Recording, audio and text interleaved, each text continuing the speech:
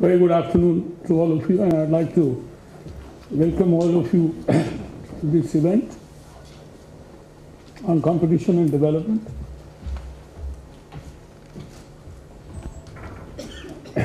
I'm particularly grateful to Mr. D.K. Sikri, the Chairman of the Competition Commission of India, for having agreed to speak at this event, as well as encourage us to organize this event. Just 2 days before the International Competition Network meeting is going to take place in Delhi. Those of you who may not be familiar with the International Competition Network, it's an informal virtual network of competition authorities and some government ministries dealing with competition around the world, the only of its type. And they hold an annual meeting every year hosted by a member organization. So this year it is CCI which is hosting them.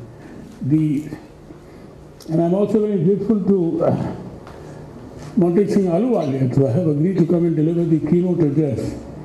And I'm sure it is going to be provocative and as well as enriching. Teresa Moreira, the head of the Competition and Consumer Policy branch of Untitled, welcome to you. And finally, and not the least, Professor Frederick Jenny, Chairman of our advisory board and my mentor and guide in the area of competition. We've been working together. Fred, if you remember, in 1993 was the first event we held was in India International Center when you came for that particular event, which was supported, Teresa, by Untitled when Philip Ducey was there. Now,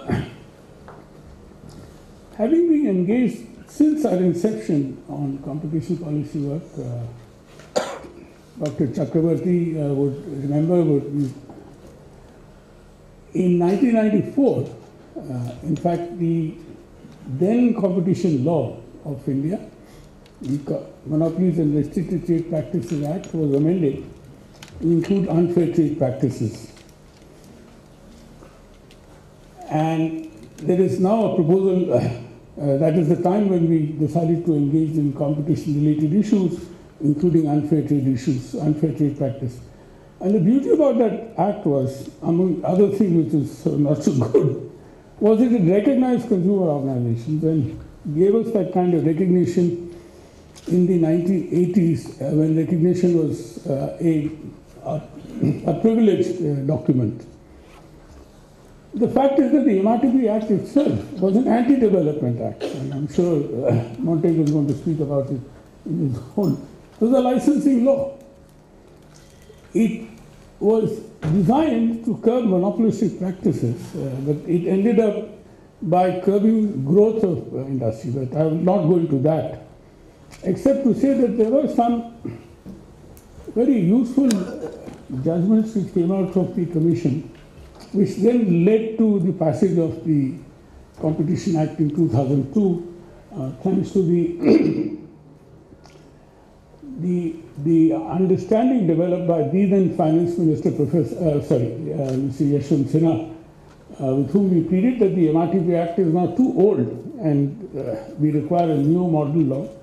And some of the basic differences which were happening globally was, and this relates to development directly, is as against size being the criteria as it was in the MRTP Act, it was conduct which became the criteria. It doesn't matter whether you're big or not, as far as you don't abuse your bigness, and that is what the law is all about. So there was a major paradigmatic shift, but I'll come to that in the context of development to say that at least and at the same time liberalization took place in 1991, and a lot of our anti-industrial development laws were scrapped, or ceilings were revised and so on. But simultaneously, a debate which took place at that point of time, as a result of a debate between Jagdish Bhagwati and Amartya Sen on one of our e-group portals, was whether growth is sufficient or equity is also desirable simultaneously. And I still remember Dr. Rangarajan, former chairman of the Prime Minister's Economic Advisory Council, stating in a debate that both are equally important. And Amartya Sen also said that in one manner or the other. But Jagdish Bhagwati took it up along with his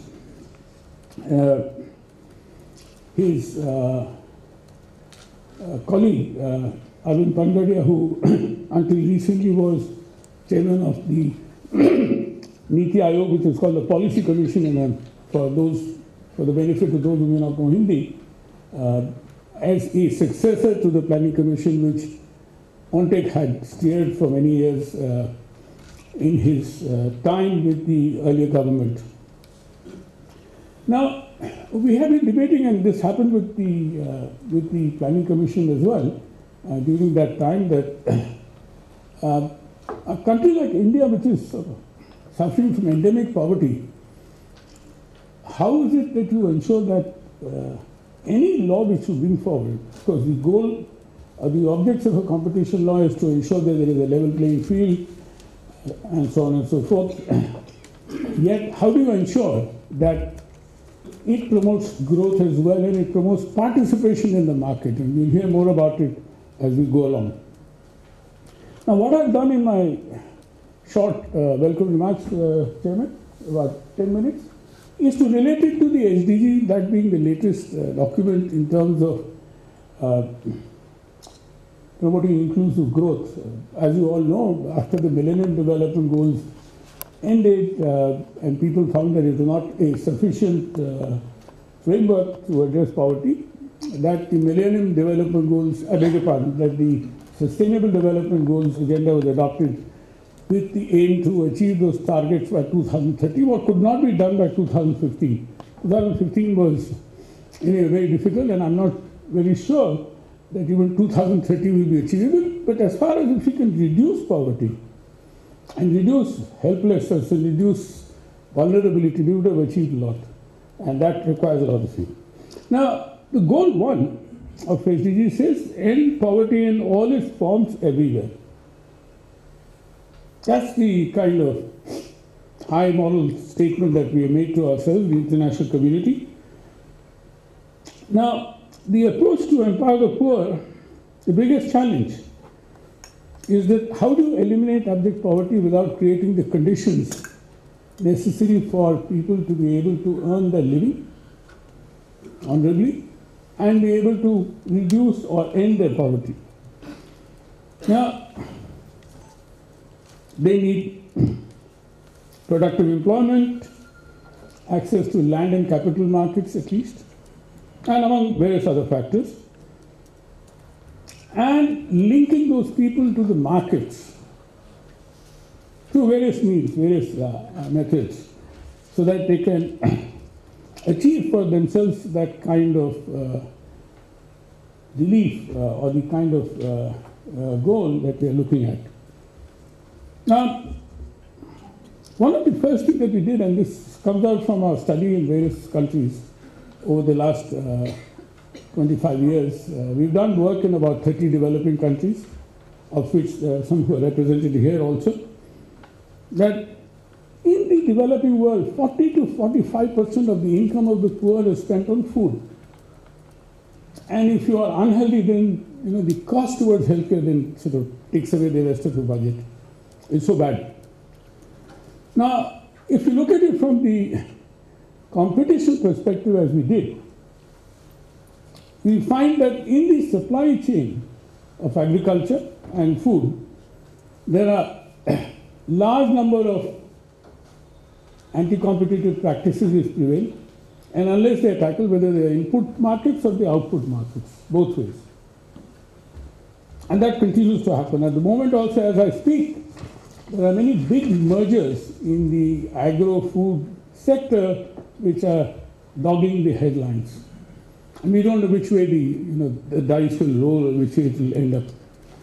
But what we found is that one of the biggest threats to the attainment of the first SDG is the impact that the anti-competitive practices will have on food prices and pharmaceuticals also, which I'll come later.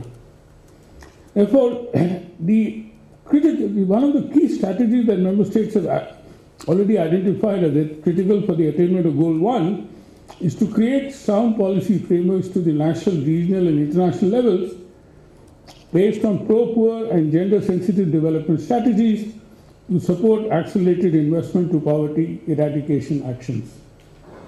That is a prescription we have adopted to ourselves, those of you may not be familiar. Now, a well-functioning competition regime with some regulatory mechanisms and competition policy would be a significant investment in poverty reduction efforts. When we come to Goal 2, which is similar to Goal 1, as a consequence of which is end hunger, achieve food security and improve nutrition, and promote sustainable agriculture. A lot of these factors which I spoke about in terms of the agriculture marketing chains also apply in the same context. In agriculture markets in many least developed countries, we found in a study in West Africa, they are controlled by either public or private monopolies. We found that farmers who are interacting with these monopolies and agents complain about non-transparent pricing and other exploitative practices. Mind you, even public sector agencies can be very exploitative, we have found in many countries, for various reasons. One of them, of course, is the governance deficit, which often leads to bad practices, but otherwise. Effective agriculture policies which can enable inputs to be available at a fair cost are extremely important for ensuring that the food and agriculture supply chain works efficiently and is able to provide food to the poor, not only price but even access. Quite often even access is not missing. Goal 3, ensure healthy lives and promote well-being for all at all ages. Now, in 2014, there was an OECD Global Forum which was held on this particular subject, when Canavos and Wouters in his presentation showed that most developed countries, various stakeholders in the supply chain are regulated extensively to improve the affordability and availability of medicines, as well as maintain levels of service, satisfactory levels of service. However, this is not true for many low and middle income countries where the distribution chain is neither regulated nor subjected to any formal oversight.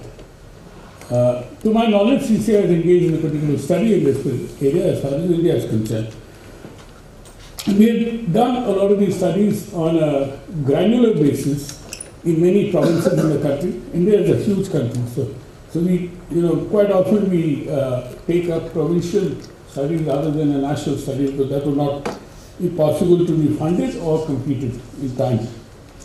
Assam and Chhattisgarh, private healthcare remains unregulated and is prone to malpractices.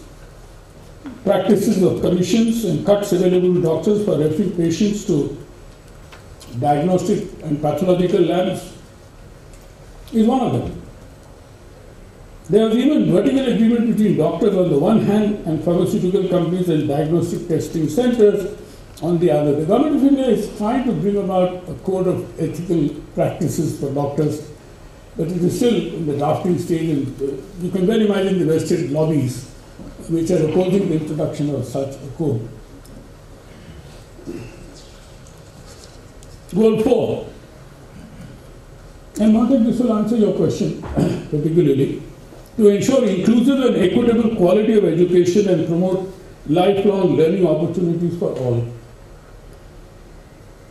Given the constant challenges in public schools in many developing countries, the provision of private schools has become a lucrative business.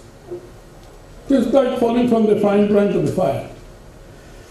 There is intense competition among private schools, which has, however, not resulted in a corresponding decrease in education fees as private sector players compete with each other.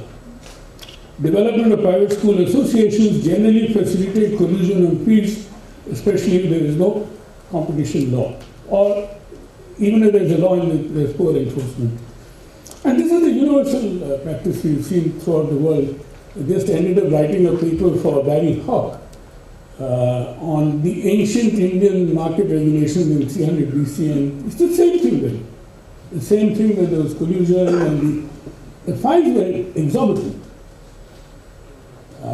Yet there was these kind of practices which went on.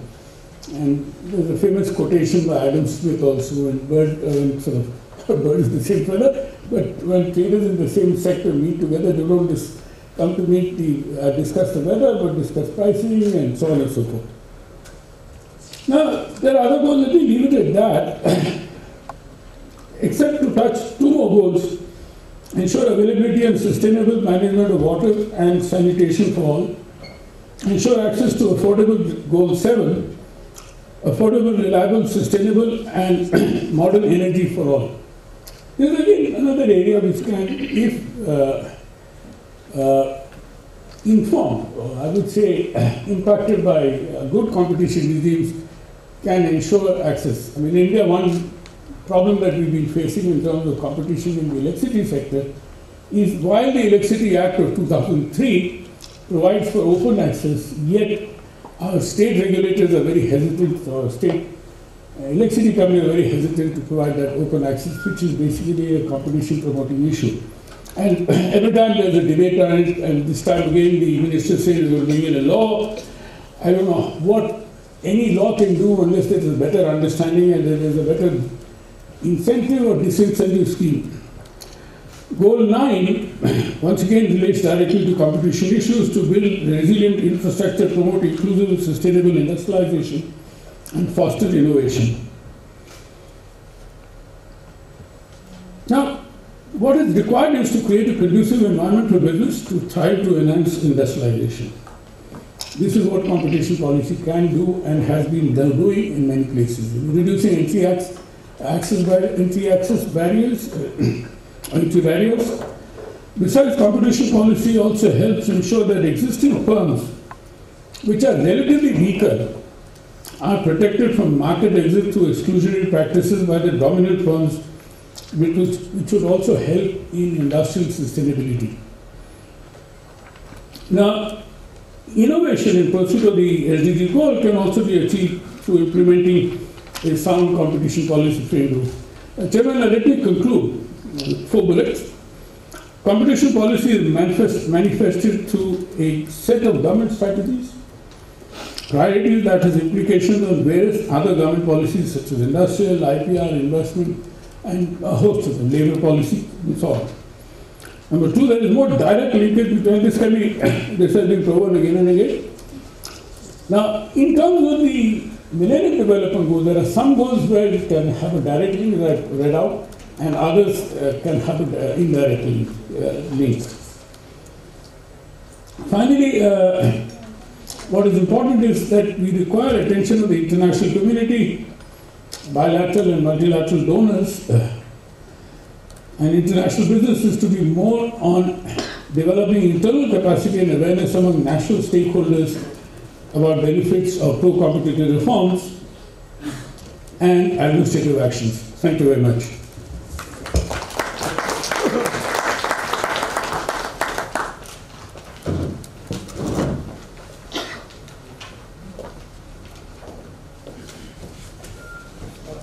Thank you very much, Pradeep. Yeah, thank you very much, Pradeep, for setting the scene for this afternoon. We have 3 roundtables in succession. We're going to start from the more general question, which is the contribution of competition to economic development. We're going to then focus on what kind of development, and does competition lead to inclusive development?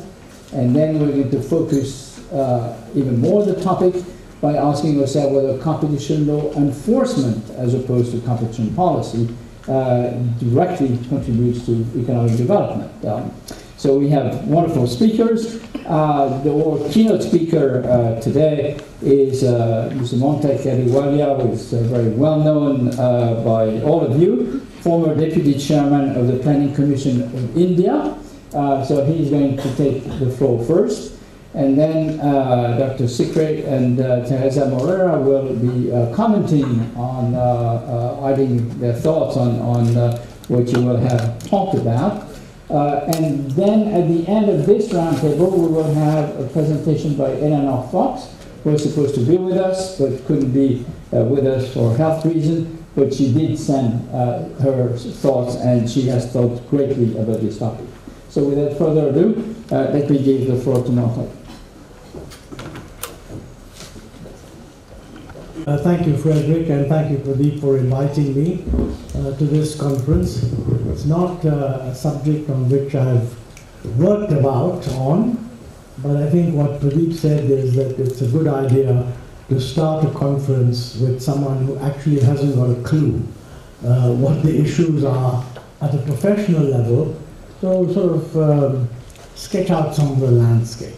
So these are slightly disconnected remarks, because when I'm very aware that this is a very important area. And I'm also very aware that there are huge and complex issues, in how you bring about competition, particularly in India, because for a long period, we basically had a very regulated economy. And then we moved from a regulated economy to a much more market-oriented economy with more competition.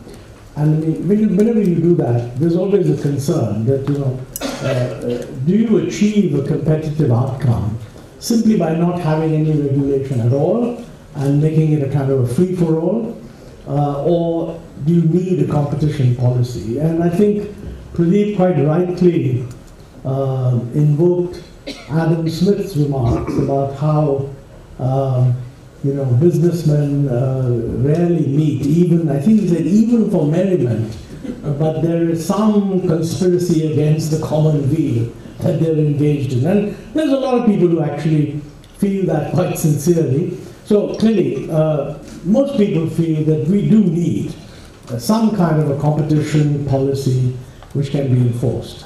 Of course, in our case, what has happened is that we're transiting from sort of relatively heavy government domination to much greater competition and private participation.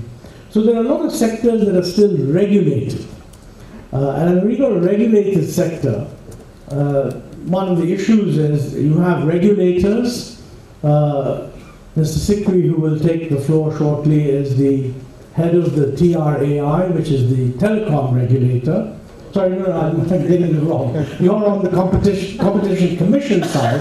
He's the overall regulator, looking at the whole Competition Commission. But under him, there are sectors that are regulated by different people. Clearly the financial sector by the Reserve Bank of India, the telecom sector by the TRAI. And I was chatting to him, but just before we came in, how are they resolving the issues of jurisdiction, which you can imagine are really quite complex. And he said he's going to make this completely clear, presumably from the point of view of the Competition Commission, when he speaks, so I won't go into that. But I was also concerned that I think we tend to ignore the fact that there are many areas where the principal instrument that is actually preventing competition is government and the law. So this assumption that you start with a free-for-all market where everybody is free, and I'm perfectly willing to accept that that's not going to lead to an optimal outcome. And I say optimal even from a growth point of view. I know the subject is about inclusive growth, which is actually making it a little more complicated. But anyway, let's look at it from an overall point of view. You do need, you can't just sort of say, well, everything is free for all. But in India, you've got a large number of areas where the obstacles to competition are actually introduced by law. Now, my understanding, and this is something on which Mr. Sikri can throw some light, that I'm not sure that the various competition regulators that we have are actually empowered to question where there's a restriction on competition by law. That is treated to be the government's sovereign right. And this is generally okay if you're in a Western economy where governments don't intervene too much. Although right now in the United States coming to trade, the government is intervening big time. And so things get a bit blurred even there. But I'm going to make 2 points, and that is, one, the interventions in competition that come because governments intervene in, just hang on a second, not me, no, because government intervene in international trade, and that's obviously raising customs duties and so forth. As I mentioned earlier, for a long time it was assumed that the global consensus on this, emanating really from the industrialized countries, was that this just wouldn't be done. I mean, there was a sort of global consensus that we were all against protectionism, with a little bit of an exemption allowed for developing countries. Although we were also told, and we also believed, that we shouldn't take this too seriously. We also need to reduce competitive, protectionist barriers. Now you've got to change in the sense that the new message coming out, for example, certainly in the United States, is that you need, it's a good idea to put in some protectionist barriers. And what is more, this is both for growth and inclusion. I mean, it's not only going to make America great, but it's going to provide a lot of jobs to all the people who don't have jobs. Now, you know, a couple of years ago, if you said this in any Economics 101 lecture, you'd be laughed out of court. In the US, I mean. It would not, by the way, you wouldn't be laughed out of court in India, because many people in India would say, well, that's quite reasonable. But certainly in the US, you'd be laughed out of court. Now, obviously, an intellectual, I once called this an intellectual climate change. An intellectual climate change has occurred. And I mean, I'm pretty sure that you'll find lots of people finding some justification for some of these actions. You know, whatever the justification is there, I mean, in our case, we're still pretty far from making certainly what Jagdish Bhagwati would call a reasonable transition to an open economy. I remember that many years ago, we had put forward the sort of slogan.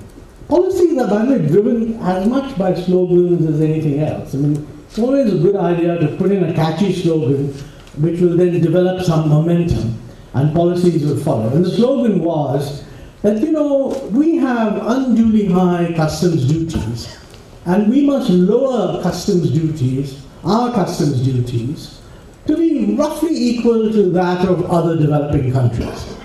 This was actually said for the first time by Dr. Manmohan Singh in 1993-94.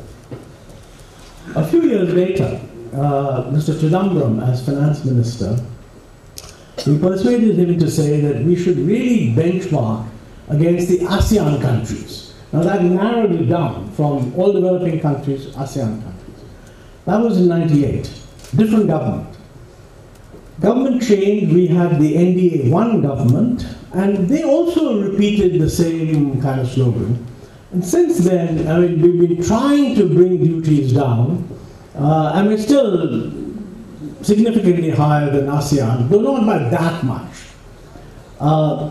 Because of the change that is taking place globally, I find now an articulation of a viewpoint domestically that, you know, maybe we shouldn't be having such low custom duties, and a little bit of protection is a good thing for what is called a proactive industrial policy. Now, that's an issue. This can't be resolved. This is crucial, by the way, for competition. It's crucial in many ways in the sense that, apart from just the fact that protection is obviously protecting domestic industry and raising costs, you know, in the public, I think it's very popular, and there's good reason for that. Most people believe that protection is a way of hitting foreigners. But very few people actually recognize that the costs of protection are actually borne by domestic consumers and also by exporters, because instead of depreciating the exchange rate, you're actually raising duties on imports. Now, if somebody were to say, we must protect these industries and clobber the domestic consumer and hurt exports, I think a lot of people would have some second thoughts. That's not the way it's perceived. The way it's perceived is, hit foreigners and protect. I mean, the use of the term protection alone invokes a maternal love. I mean, if you're asked, would you like to protect your industry? Of course you'd like to protect your industry. So there is an issue there which is rising in public in the public mind, and I'm not sure that any of the competition regulatory instruments to promote competition policy deal with this. And my suspicion is that under the law they can't. This is a sovereign right, so no questions asked. The question then is, I mean, what role can they perform? I mean, they may not be able to direct the government not to do it, but are they at least able to say, well, this is pretty anti-competitive? I don't think they're doing that either, because, I mean, shrewdly they're interpreting this as outside their domain. And I think one needs to ask whether, if you're going to have competition authorities, should they distinguish between what is necessary to, as it were, create an environment of competition, and what is it that they can do to correct for lack of competition? So they're two quite distinct things. It would therefore be quite possible, in my mind, for a competition authority to pronounce that this action is definitely anti-competitive, however, it doesn't fall in our power to do anything about it. Whereas other actions that are anti-competitive, predatory pricing or whatever, can be deemed to be anti-competitive, and it is in our power to do something.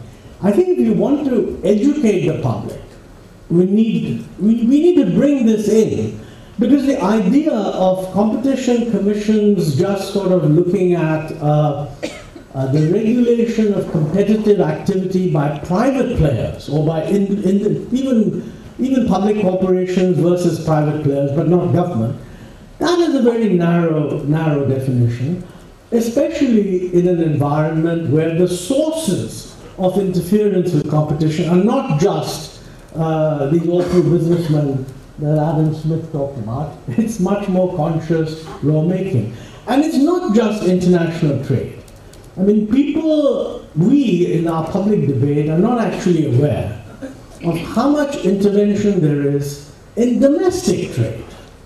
I mean, for example, one of the major achievements, I do call it a major achievement, the Goods and Services Tax, although in implementation there are lots of problems, so it's going to take some time before it resolves itself. But it does clean up an important part of the indirect tax system and create a unified market. But having said that, I mean, if you really believe that a unified market is important, then the regulations we have on, for example, the Agricultural Produce and Marketing Committee Acts are an abomination. Now, it's not very clear to me if somebody were to go to a competition commission or the competition commission and say that, this, and incidentally, this is an issue which lies in the domain of state governments. Central governments of all political parties in India, most, have said that these restrictions are all highly uncompetitive, anti-competitive, and the law should be changed. And I think both the previous government and the present government have put out model APMC acts which modify the present arrangement, but it's actually left to the states to implement them. So here's a classic case where at the central government level, it is clear that these are undesirable restrictions on competition, but they survive. I mean, as I think Pradeep mentioned in the Electricity Act, the Central Electricity Act 2003 makes a very important provision which would ensure competition amongst different producers of power by allowing open access, which essentially means that any producer anywhere should be able to get power from any producer anywhere at a negotiated price and pay a regulated charge for moving the electricity from A to B. And that would be a regulated charge. But what has actually happened is that most state regulators have agreed to charges which essentially kill the purpose. I mean, they're so high that you really won't be able to do this interstate. And in any case, since the distribution companies are practically all state-owned, governments are able to prevent the application of this act in order to achieve its objective. Now, it would be very interesting if somebody were to go along to Mr. Sikri's commission and raise this issue. And I think if any of you are activists, I would urge you to do so. I mean, it would be a huge contribution both to growth and inclusiveness, because it's a massive distortion in the system. So we've got electricity, you've got the Marketing Committee Acts, which are an abomination. You've also got the Essential Commodities Act. Now that is another abomination, really, under which, on the one hand, we all, I mean the central government, state, everybody wants the modernization of agricultural marketing. You know, agriculture is diversified in this country to a degree that most people don't fully realize. I mean, for example, most people's sloganeering about agriculture is about food grain, green revolution, etc., becoming self-sufficient, all very good. You know, the present position is that the total value of production of fruits and vegetables exceeds the total value of production of cereals. Not just wheat and rice, but wheat and rice and maize. So that's what's happened. This wasn't the case even 15 years ago. The total production of milk exceeds the total value of cereals, all cereals taken together. Now it's clear that if you're going to market perishables, which is fruits and vegetables and milk, you need a very much more modern system than you do for cereals. But how on earth is such a system to get created if you have things like the Essential Commodities Act, which allows you to impose all kinds of stock limits on anybody in case you feel that the prices are going sky high?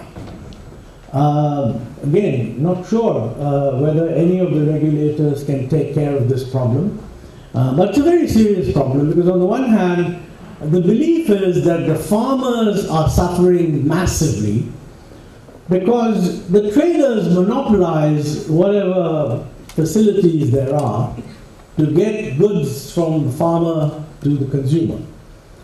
When these goods are not perishable, like cereals, it's a lot easier to break the trader nexus. When they are perishable, there's very little that the farmer can do. Hence the view that we ought to encourage modern, presumably corporate entities to get into the act, put in the money to have refrigeration and this and that and the other. But it's not going to be possible for any corporate to do that if the law allows the local authorities, the state authorities, to introduce all kinds of restrictions which prevent you from stocking up. I mean, for example, if you've stocked up on potatoes in a cold storage, and for some reason the price of potatoes goes up because there's been a massive shortfall in production, and you are planning to release those potatoes over time, there will be a huge political pressure to get it done immediately by reducing the stocking limits for potatoes. Now, this is a classic case where what's really happening is competition is not being allowed to play its proper role. Similar area comes up in pharmaceuticals and medical devices in relation to price control. I mean, on the one hand, the idea of imposing price control is clearly to avoid monopolistic pricing. On the other hand, there is a very strong pressure that price control should be introduced to make the products affordable. Now that's a totally different thing from preventing a spike. That can sometimes sort of seek a lower level solution. And of course, one of the issues here is that, you know, if you do that, then it's not clear that you're improving competition. you may in fact be driving out from the market those products that they're not going to supply at those prices. I think that, you know, a lot of the concern about bringing in regulation to promote competition is actually supported by groups that are quite suspicious of how the corporate sector left to itself will manipulate things to its advantage. The Adam Smith phenomenon, which is, by the way, quite an important one, so don't get me wrong, I'm not knocking it down. But I think the same group tends to pay less attention to the possible damage that can be introduced by actions which the government takes, which ostensibly help to produce a more decent outcome, but actually don't have the same effect. So it's what you might call the law of unintended consequences. And you need to keep that in mind, because otherwise you will get government regulation or government legal action which doesn't actually achieve the objectives that is intended by the legislators. And I don't know, for example, how the structure of regulators of competition can actually address this issue. But I do think we need to think about it, because we can't sort of assume that they will just live in their own cocoon, as it were, administering what the law allows them to administer, and you leave everything else to something totally outside the system. So I have no idea whether in the discussions you're planning, this is an issue that will come up. But a constructive role that competition regulators can play is to cast this, to, as it were, cast their net over this broader set of issues, even if they are not legally in a position to do anything about it, but just raise these issues for discussion. So that's really the main thing that I wanted to say, and thank you very much for inviting me.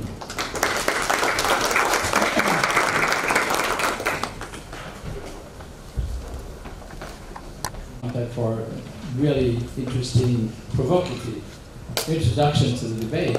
As a matter of fact, first of all, Mr. Sikri has left his cocoon and has volunteered to try to answer some of the tough questions that you raised. I would even generalize some of the things that you said, because I think that when we look at the debate, and there is certainly in the US these days quite a bit of debate about the effectiveness of competition policy and competition enforcement.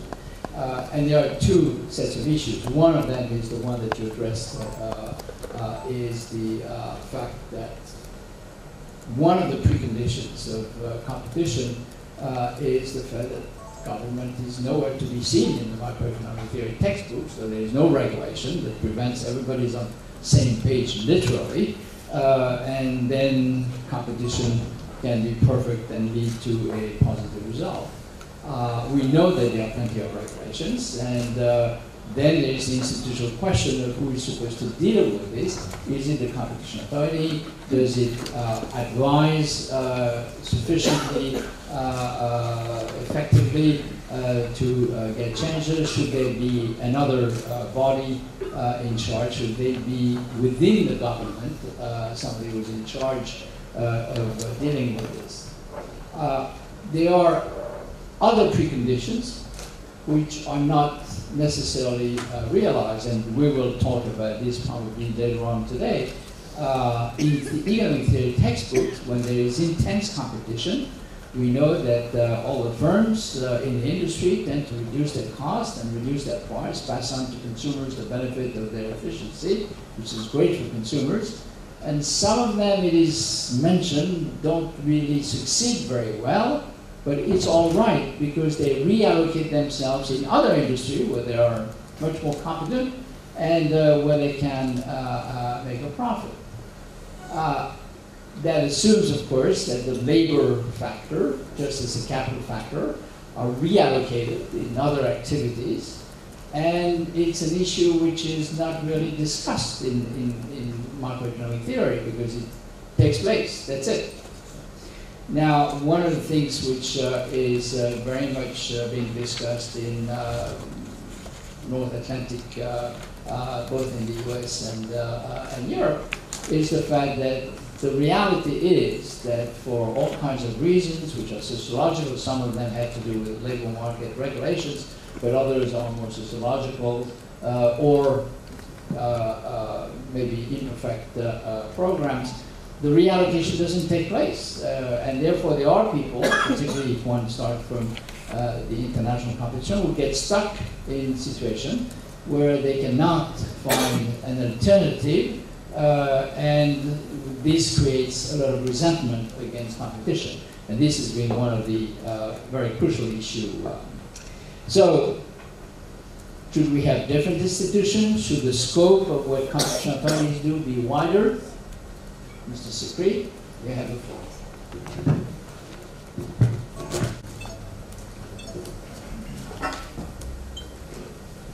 Thank you, Mr. Chair, and thank you, Mr. Mehta, for inviting me to be here. I think I have two issues on the agenda. One, of course, is the provocative part, which Mr. Montecarlo has given me, which also I'll deal with. But let me, before that, let me address the theme which you have today of the political economy aspects of competition and development, and where do we stand as a country, and what role the Competition Commission can play in that. Before I come to the sector's role of the sector's regulator, and also of what the Competition Commission has possibly been doing with the government policies and regulations. So I'll touch base that also in the second part. I think the first part on the competition aspects of competition development, the political economy aspects of it, that is something which is there in the ongoing debate in growth and development. The concept of inclusive growth has also once again taken a central stage. I remember in the OECD, one of the OECD meetings, which we were also there, and Margaret Staker mentioned, look, competition laws, they are being enforced in the countries across jurisdiction. But despite that, the inequality is really growing over, and that's a cause of concern. But it is globally recognized, let's accept that benefits of economic growth do not automatically trickle down to the people at the bottom of the pyramid. I mean, inclusive growth envisages economic growth to be broad-based so that the benefits reach every section of the population in a sustainable manner. And therefore, socio-economic upliftment of the marginalized should not just be an end, but a means to achieve development goals. I think sustainable development goals, etc., you have dealt with. I'm not going to go into those aspects.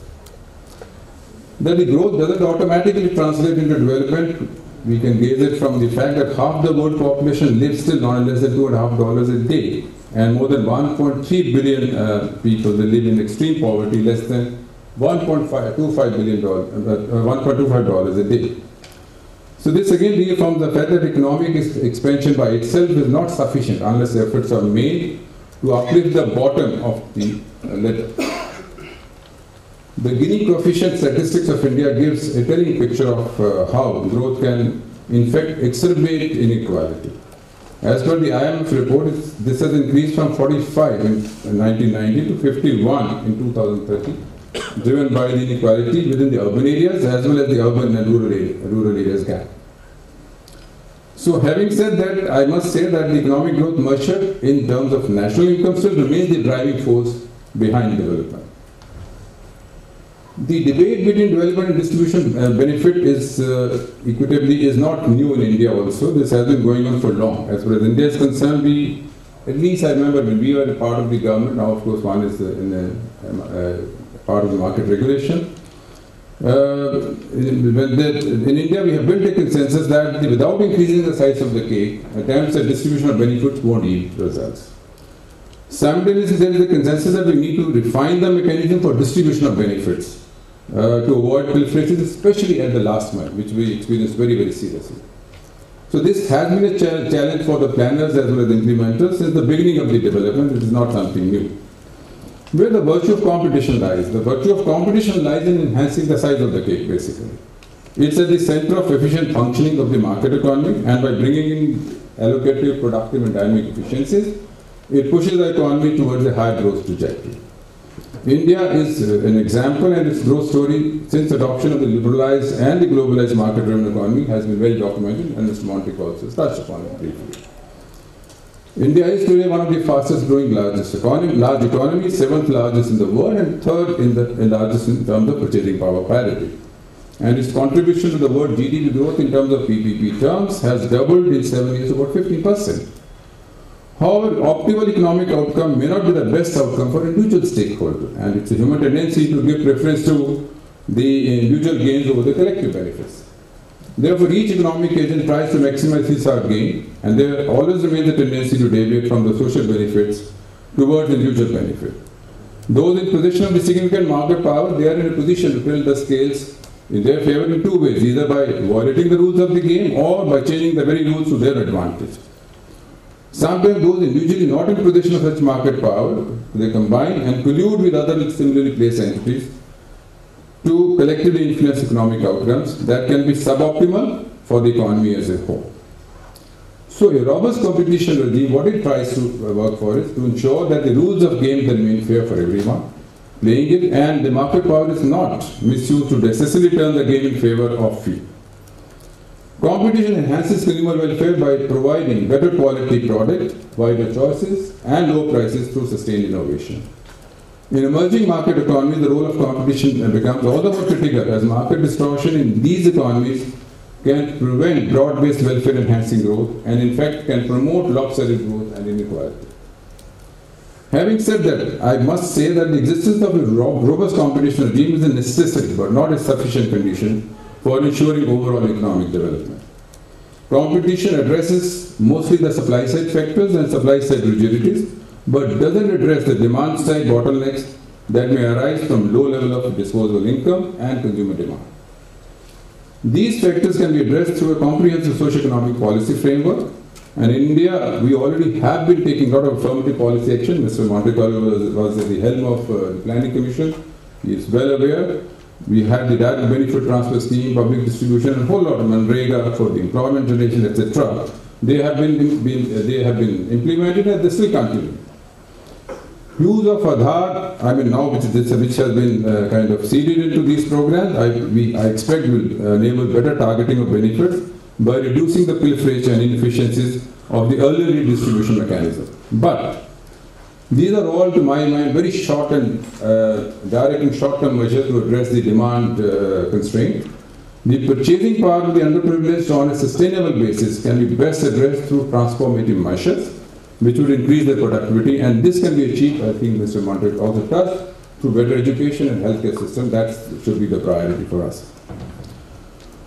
To conclude, competition law is a new dimension added for regulation of the market and market practices. It's an important tool, and its effective implementation will definitely help in affording increased opportunities to those at the lower ranks of the society. But this cannot be a panacea for lack of good governance. It can at best play a supplementary role. So this is part one which I thought I would comment on. On the second part which Mr. Montic earlier made, I must first clarify at the outset that I am a market regulator, surely, but they are none of the regulators under me. That's I think a very clear and candid point I must make. They are not under me. They are sector regulators on their own, independent of us. We are one of the market regulators, so I thought that would send such a wrong message that yes, tomorrow there will be a kind of a rebellion against the market regulator. So this is one. The second point to which Mr. Ahluwalia mentioned. Well, yes, sectoral policies, the state and the central government, I would say that the states are sovereign to decide those policies. So the Competition Commission by itself doesn't have enough role. But yes, they are finding expression in the cases being filed with us. I'm not carrying the list of them, but I'll just broadly recall from the memory from what I'm saying. For example, we have cases where the Haryana PWD has been challenged. Their norms of working, the people have come and challenged, look, those are very abusive. Recently, a few governments, including Madhya Pradesh, they brought in, and not only Madhya Pradesh, but many, some other departments of the government, they brought in NABL standards as an essential requirement before you go for lab testing. These have been challenged before the Commission, and we have given a ruling on that. We have the power utilities of the state challenging the Coal India, and I think we have given a very classic judgment on that. How, and so the state entities have come and challenged before us, and we have given a very defining order in that. We are also getting a lot of references from the not so much from the state government, but central government definitely makes a reference when they are making a policy, and they do under section 49 of the Act, they do consult us, and we give our opinion on that. But more importantly, I think this is very important, that what we have been talking to the government, and we have had a dialogue with the government for undertaking competition assessment of all the past regulation and policy. And I must say that that is now one of the agendas of the Niti Aayog also. They have put a 3-year program to look into this. And on our part as a Competition Commission, we have assured Niti Aayog that we will be building the capacities for such an evaluation. We already have undertaken work with a lot of law schools as well as IIMs, and had a lot of interaction with them on various policies and regulations. We could put 7 of them. APMC happened to be one of them, where I also was involved because I had worked in the agriculture sector in the state. And we have given our recommendation and passed it on to the government. Pardon? Yeah, you did it. You are also. CUTS is also one of the partners in that. And after that, we had a chat with the Niti Aayog and at the higher levels, and I think now the consensus is building around that we need to move in that direction and undertake this assessment as early as possible. And on our part, we are enrolling more and more institutions and trying to build the capacity through them. So I'm sure that this particular thing will pick up, and it might kind of lead to the kind of the consultation or the opinion from the Competition Commission on many issues. On the specific role of the market regulators versus the sectoral regulators, I think the classic case has been the telecom regulator, which is in the news for one or the other reason, but I must first put the things in the context. The regulation has 3 distinct aspects: technical, economic regulation, and competition enforcement. Now, we believe that technical regulation is in the domain of the sectoral regulator. I mean, there are no two opinions about it. And certain aspects of the economic regulation, also tariff setting, allocation of spectrum, I'm talking more in the context of TRA, licensing, creating conditions for competitive entry and level playing field, and consumer protection. They also are in the regulatory domain. But yes, some aspects of competition regulation may have overlaps, and that gives rise to some of the issues. But this hybrid model of concurrent jurisdiction and research is very common for both the sectoral regulator and competition regulator. In many competition matters, they have this overlapping role. And our feeling is that each regulator is prescribed by a distinct legal framework in which one operates. In our view, judicial maturity lies in recognizing the nuanced differences and respecting them. For instance, while availability and technical constraint from points of interconnection in telecom sector has to be reviewed by the technical sector regulator, we don't come into that. But refusal to deal with an entrant vis-a-vis the crucial infrastructure on account of possible action of concept, I mean that's very important, requires investigation into the alleged behavior by the competition regulator. In view of the recent convergence and consolidation trends in the telecom industry in India, markets are still evolving in our country, and we have yet to reach the market condition which would allow an ex-ante regulation to be abundant. I think we have not reached the stage where this can be abundant. In the initial phases, continuous monitoring is required by the sectoral regulator to steer a market from a monopoly to a competitive market. Continuous access to monopoly infrastructure and or price regulation is also needed at that time. But once competition settles, forbearance may be advised. I think that is what a few TRA chairpersons in the past, they have written about it. Once it's settled, forbearance may be advised course with a light touch of the regulation of the competitive segment, limited to technical and tariff regulation and creation of a level playing field. In a competitive market, ex-post competition assessment becomes the mandate of competition regulator. In fact, in some jurisdictions, highly competitive sectors, they have done away with the sectoral regulators with the passage of time. So our view is that consolidation in the industry is giving way to increasingly concentrated oligopolistic market, where no single firm today holds a dominant position, or may hold a dominant position for quite some time in the telecom sector. So while the telecommunications tariff order dealing with the issues of radiation by a significant market player, which has been issued, of course, and that's, I think, raised some debate, it's a standard tool. I mean, I may not think it's available standard tool with the regulator. The only issue is the timing of the order. Given that the current market conditions didn't warrant a regulatory intervention to curb predatory pricing of significant market players. None of the players so far has achieved that kind of significant market.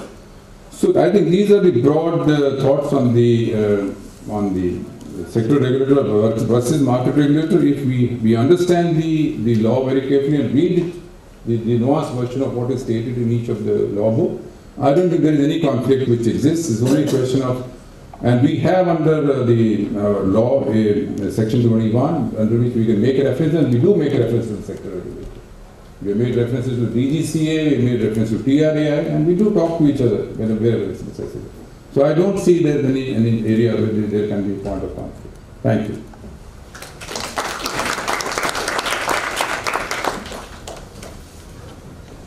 Thank you very much, Dr. Sikri. I don't know whether this has completely fulfilled your questions or answered all of your questions. But what I suggest that before we give you the floor at the end for additional thoughts, we first listen to Teresa Moreira. We're very lucky to have her with us.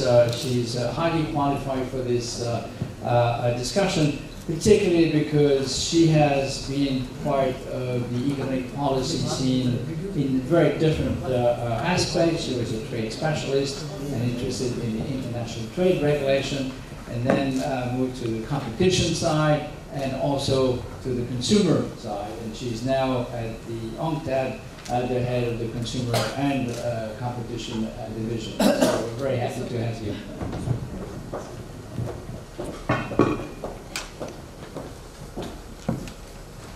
Good afternoon.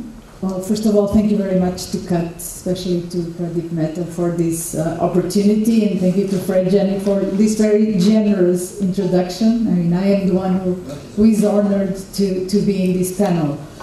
I think from the benefits of, or the potential of competition policy to promote sustainable development, it is very difficult to add anything after what we had heard.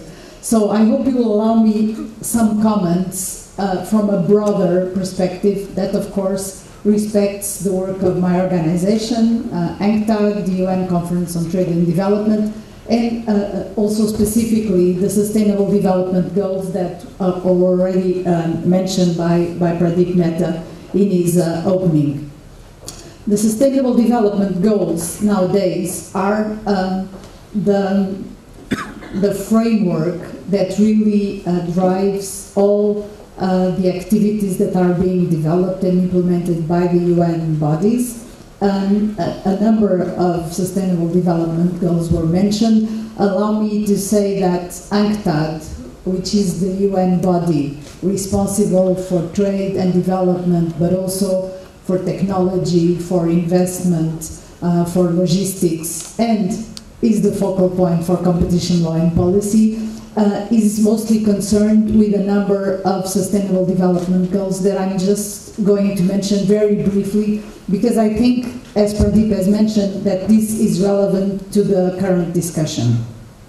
So our work nowadays is very much driven by 6 of the sustainable development goals that are: number 5, gender equality; number 8, decent work and economic growth, already mentioned; number 9, industry, innovation and infrastructure; number 10, reduced inequalities; number 12, responsible consumption and production; and 17, partnership for the goals.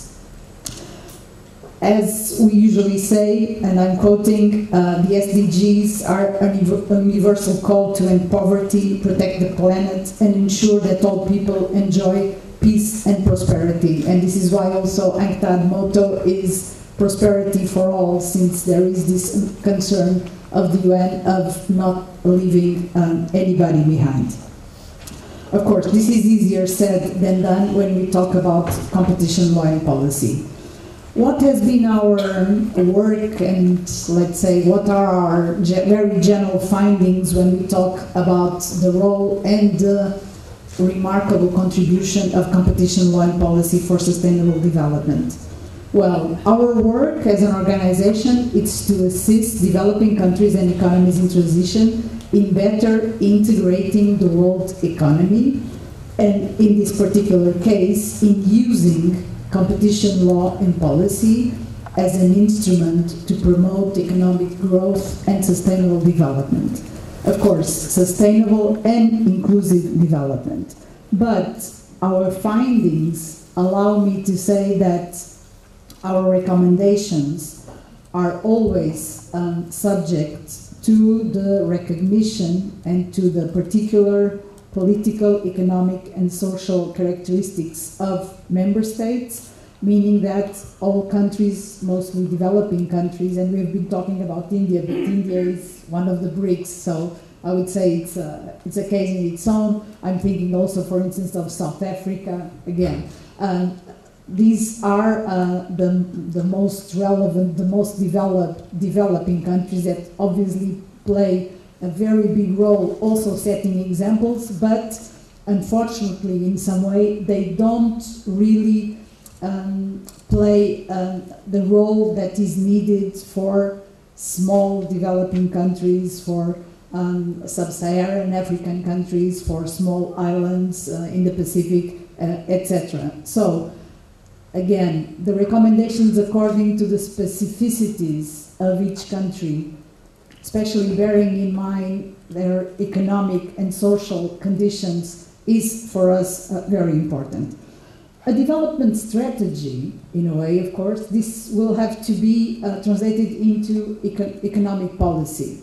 Now, our findings tell us that competition can play a major role, and it was very interesting to hear our keynote speaker and Mr. Sriki already, of course, mentioning, let's say, I would say, more recent functions of competition authorities, for instance, the competition assessment of new and existing legislation and regulatory frameworks. So competition can really be a positive element in a development strategy.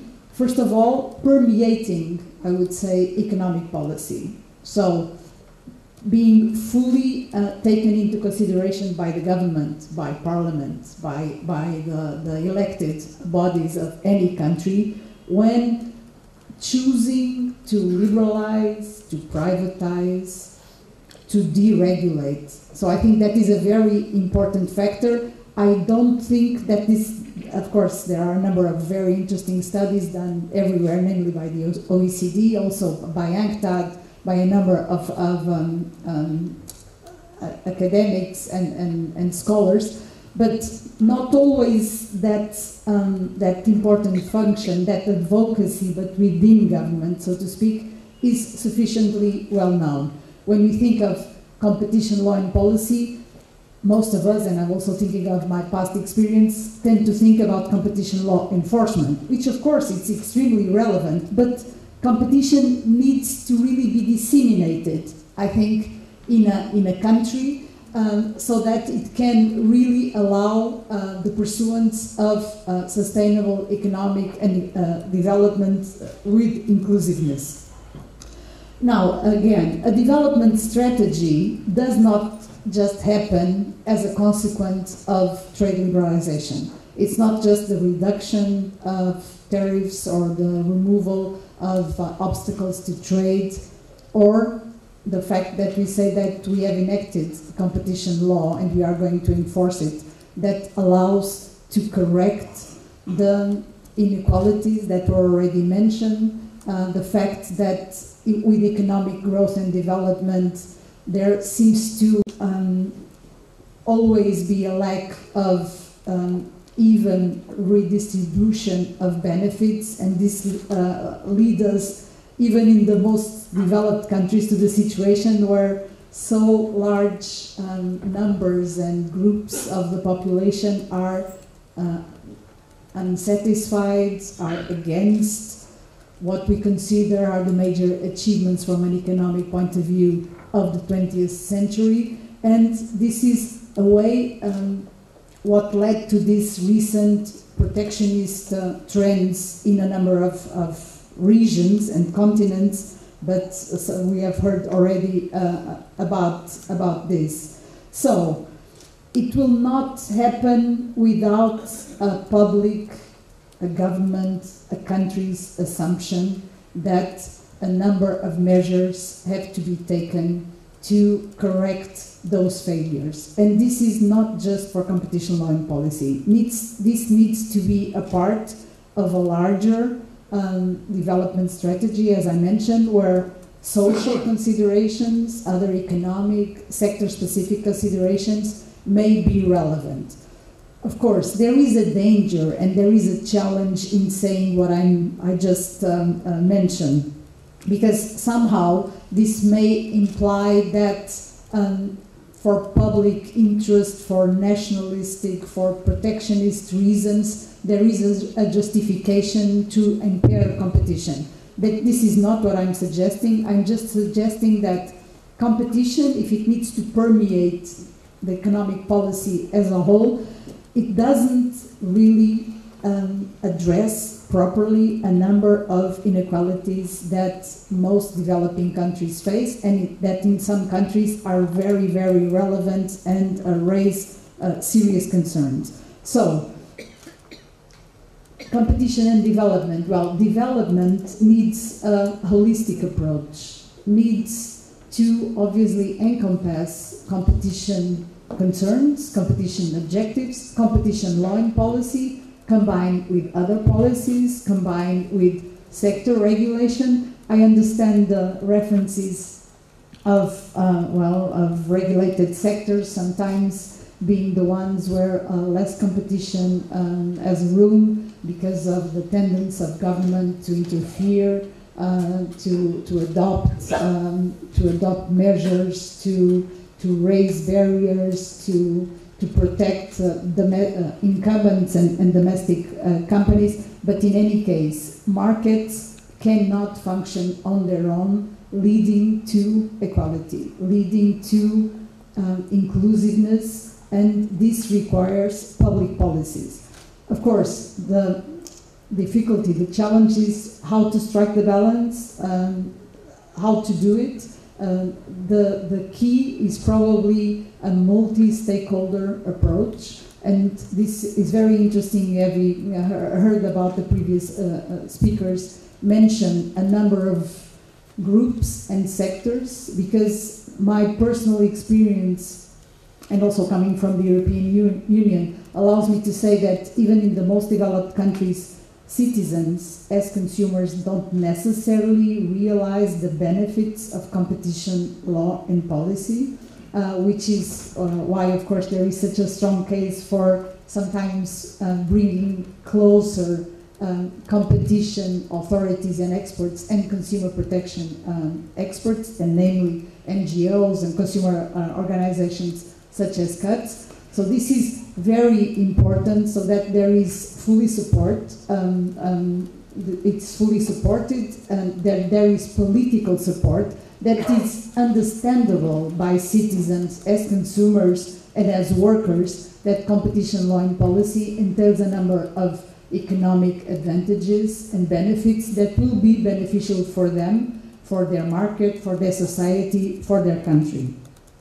Now, something else that I would like to mention is that according to the level of development, so to speak, according to the specific economic and social characteristics of a country, it is therefore perfectly understandable and reasonable that some specific concerns are considered that are not necessarily found in the most developed competition regimes. I'm talking, for instance, about public interest clauses that will tend to be limited in scope and exceptional. I'm talking about sector-specific exemptions. We've heard about agriculture, even in the European Union for a certain number of years, due to the strategic nature of agriculture. This sector of activity was submitted to a special regime in the field of competition law and policy. I'm not advocating that we should withdraw major sectors of economic activity from the scope of competition law and policy, but it is reasonable, it is acceptable and probably justified that countries that are undergoing an economic transition allow for certain time for their producers, for their farmers, for their small and medium-sized companies and traders to adjust to a more dynamic market and then to be ready to export and to compete in the global market. I studied a number of cases. Well, of course, South Africa has been, I think, a very successful example where public interest clauses in the competition law and policy regime have contributed to the flourishing of competition in the country and also to economic development. But other countries, probably more developed, also have undergone this situation with very promising results. It's the case of Korea and of Japan in the past.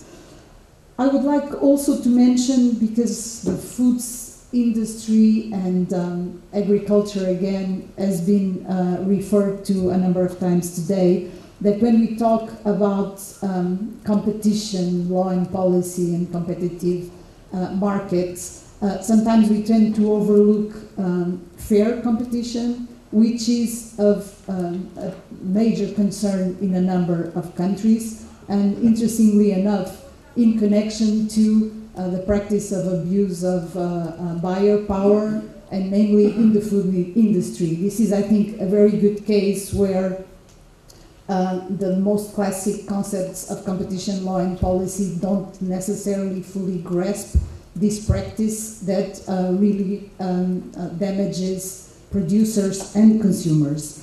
I will end just saying that I believe that with due prioritization, a competition authority and a government can really use competition to pursue inclusive and sustainable economic development.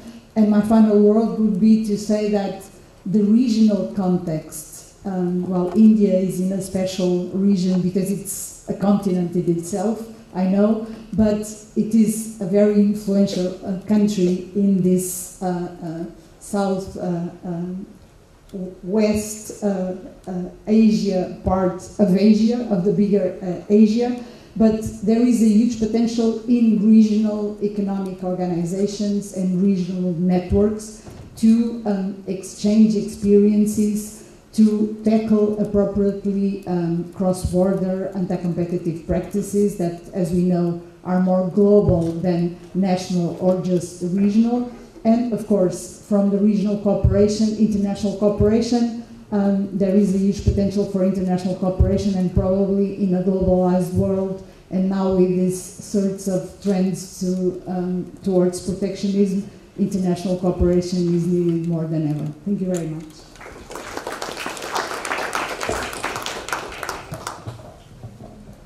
Thank you very much. That raises a question that I would like to ask both the keynote speaker and Chairman Secretary, which is an institutional question. And I'll raise this because the session is on the political economy aspect of competition development. Is it a good idea that a competition law enforcers should be given tools to have kind of a policy influence on what the rest of the government is doing?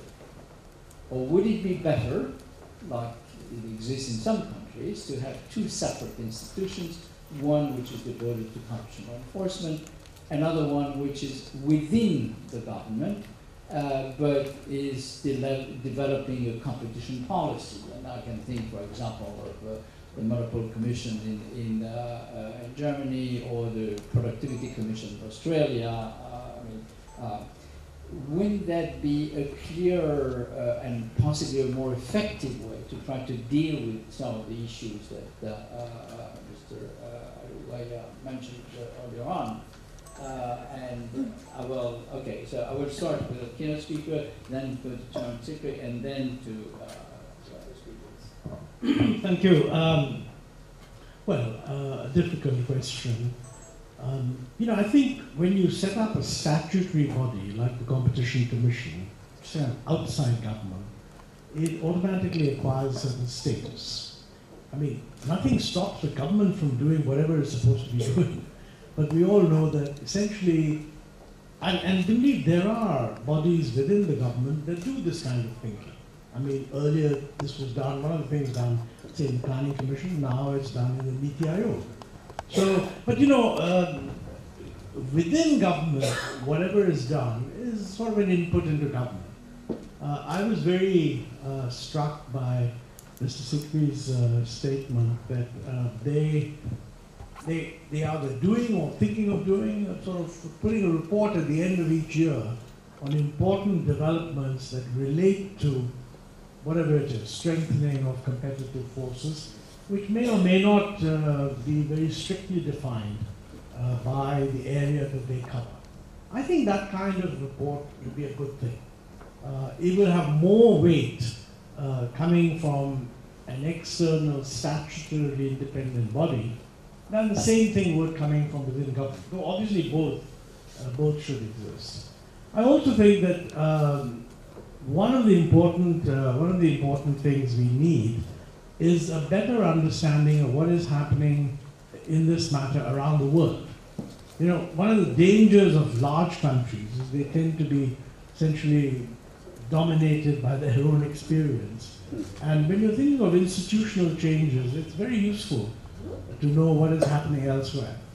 So something of this kind, coming from an independent body, would have a lot of resonance. Of course, I completely agree that the government should be constantly producing competition policies. But in the end, whatever is done inside, if it's not instantly embodied in policy, is automatically viewed as, oh, that's just a little bit of think tanking. For example, 3 months ago, the Niti-Aayog put out a document which said that we must reduce our customs duties to an average of 7%. In this budget, we've raised them in a number of areas. And that sort of say, well, yes, that's kind of ideal, but this is what we have to do.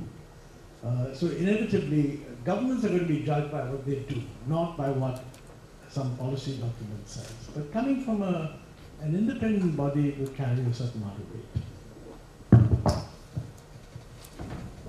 I think partly the question has been answered by Montreal earlier. Within the government, there is a Niti-Aayog which is also addressing this concern. But yes, we as a competition commission, we also are planning to undertake sectoral studies before we go and advise the government on any of the sector. And I think to that effect, CATS also does the bit. They also bring out a competition regulation status for various sectors every 2 years, if I remember correct. Which today also is going to release the report. So there are situations, but I think because as a young agency, not so old, we are only 8 or 9 years into existence, we'll have to do a lot of sectoral studies to build up that knowledge base first before we go and tell the government. And one of the sectors which I can share we're working on is the auto taxi sector.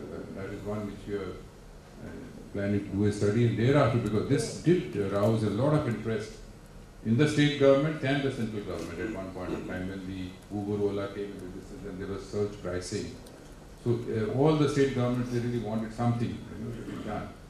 So in their bit, they have done something, but I don't think that's a foolproof what they have done. So we therefore decided we first have a study before we advocate it to the government and say, okay, that's the way we should be looking at it. And I thought Mr. Monty could also touch upon we are having a cooperative federalism. We are not one. the central government is one and the state government certain functions are delegated to the state. So at the state level, that kind of understanding, consciousness has yet not come, awareness of about competition. We have been interacting with the state government, and we constantly advise them, and our members, myself, we all are going and traveling to the state, meeting the chief minister, chief secretaries, and trying to bring to their attention the sectors where they need to be focusing on, as well as practices which are competitive, or which they should be complaining to us, etc., etc. But I think, barring a couple of states which have referred their laws to us, the majority still have to wake up to this reality. Let me also remind Montek about when he was the Deputy Chairman of the Planning Commission. We did a report it was when Anwarul Hoda was the member industry. There's a report which has a chapter on competition and consumer protection. That then got dovetailed into a committee which was set up by the Ministry of Corporate Affairs to draft a competition policy, which was done in 2011. And there the recommendation was very clear, as Fred said, that it should be given to a different new body, a Competition Policy Council, rather than to dilute the competition enforcement functions of the Competition Commission of India. And there were other reasons. Now, unfortunately, that policy has not moved anywhere. The present finance minister doesn't think it is important. What they have done, as you pointed out, even Niti Aayog in its latest 12-year document, Chapter 18, has highlighted, why we need to promote competition policy reforms. See, it's all there, not again, right under your eyes. And the report that Mr. Sikri spoke about is something which you also released in the past. Probably the Russian, among your various other engagements. Now, one political economy concept, as Mr. Sikri pointed out, we've done the APMC Act, the Agriculture Producer Marketing Act analysis for CCI, and we've been doing work on that for quite a long time.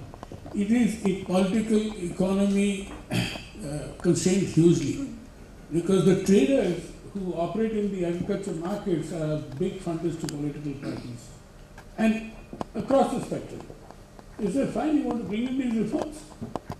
Where will you get the money from? So therefore, it's just not happening in spite of the best efforts we made. Thank you. Teresa, you want to say something? Yes, thank you very much. No, just to say that I think it's a very interesting question to know where to place, if it exists, where to place, let's say, competition policy as such. But I do believe that any competition authority with enforcement responsibilities, well, acquiring and consolidating experience, as in the case of India, will have a more than qualified voice and recognized voice to influence government. Now, what I think happens is that governments formulate and develop policies based on a number of factors, but it would be very positive if a competition authority that is, again, qualified, recognized, effective, can influence broader policy decisions. I don't think in any case it is for competition authorities to do policy as such, because I don't think that is their main goal, but I think they can be extremely influential, and probably they can be even more influential in developing countries than in developed countries nowadays. This would be my remarks. I will add just one thing. I mean, I think there are two sides to the debate, of course. One of them is that because the competition authority is usually highly competent in analyzing after experience, it's a good place to have, or it's a good thing to have competition authority make suggestions about the policy improvements. On the other hand, competition authorities, because they are law enforcement agencies, tend to have a rather distant relationship with the policymakers. And unless there is some kind of relay within the policymaker that constantly pushes the idea of competition, as we said, nothing much happens. In the context of OECD, I would add one thing is among the black boxes, the things that we don't know about, even though we've talked in the context of the Competition Committee of OECD many times about this, the one thing that we don't know is what is good advocacy. How do we improve our ability as competition authorities to advocate? We tend to sometimes think that because we're right, people should just listen to us, or because we appear on TV or in the newspapers, people should be impressed by what we say. Whether this is really effective, there's a big question mark there. So I think that the conclusion of this is that we should keep on doing it in any case, but we should possibly try to make it more effective. And this doesn't quite solve the issue of whether there should be somewhere out there in the government structure who should also have as a primary function the task of pushing competition. Now, thank you very much.